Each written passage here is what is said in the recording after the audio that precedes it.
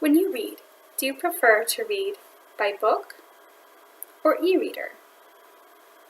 Do you know where you can go to have access that's free and unlimited for both? If you guessed your public library, then you're correct. According to Pew Research Center, over the course of the last 12 months, approximately half of the American population has visited their local library, showing that libraries are not only still relevant, they're thriving in the digital age.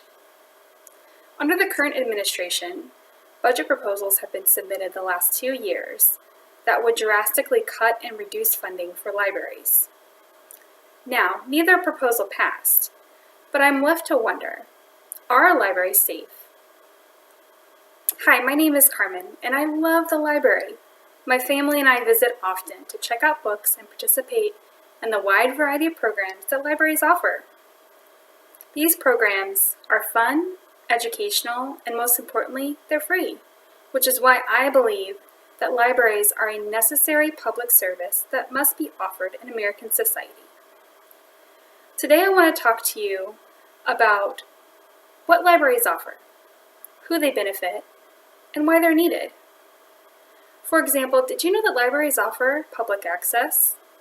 That's right. According to Pew Research Center, about a quarter of the American population still visits a library to have free internet access. Recently, I met Denise, a single mother who's also helping to raise her grandchildren. Denise, to be able to provide for her family and cut costs, visits the library to utilize the free internet so that she can complete her classes online. Now, Denise is just one example, but many people visit the library for Wi-Fi, to complete classes, and even to fill out job applications. You may be asking yourself, well, most places nowadays offer free Wi-Fi, so what makes the library special? And I want us to take a look at that and talk about the environments that Wi-Fi is offered in. So in a business environment where oftentimes free Wi-Fi is offered, it's typically a little bit louder, not conducive for learning, and there's an implied need for purchase in those environments. Now when we think of a library environment, we automatically think of a quiet place that is supportive and encouraging of learning, that's free and has unlimited resources. So libraries offer much for the public. Another thing that libraries offer is that they boost local economy.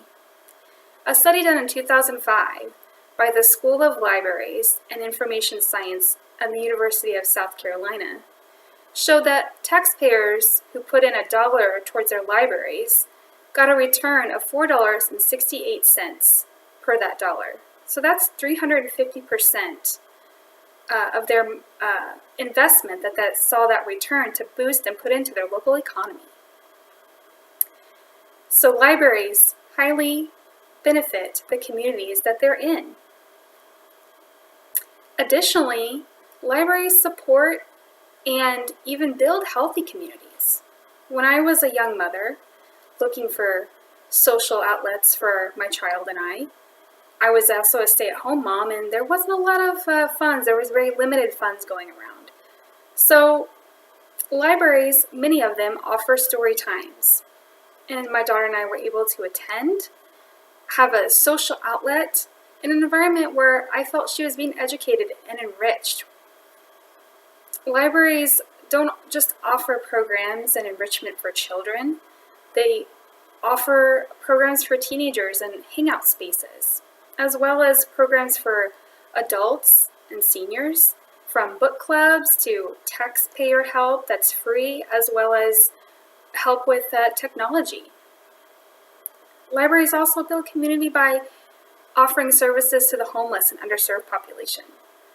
The underserved, or people that are in poverty, can find free resources at the library, and the homeless, especially in our community, there's a Meet and Eat program where the homeless can come in, have a meal, and be in a safe place to enjoy that meal.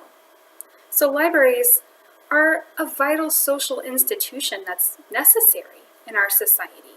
It's not just books. Libraries are more than books. The last thing that I want to talk to you about is why we need libraries. So, in the course of the history of our nation, in the beginning, before libraries were offered as a publicly funded institution, many people of lower status could not have an education or did not have an education. And libraries provided that vast amount of knowledge for free in mass amounts and quantities to the general public. And so libraries really support democracy.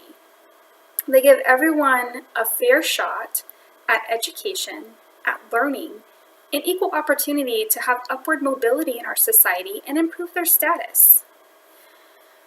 Another thing about libraries is that they are non-for-profit. And so if we think about libraries being cut and no longer being a part of our society, we'd be left with businesses. And businesses are for-profit, and oftentimes they have an agenda.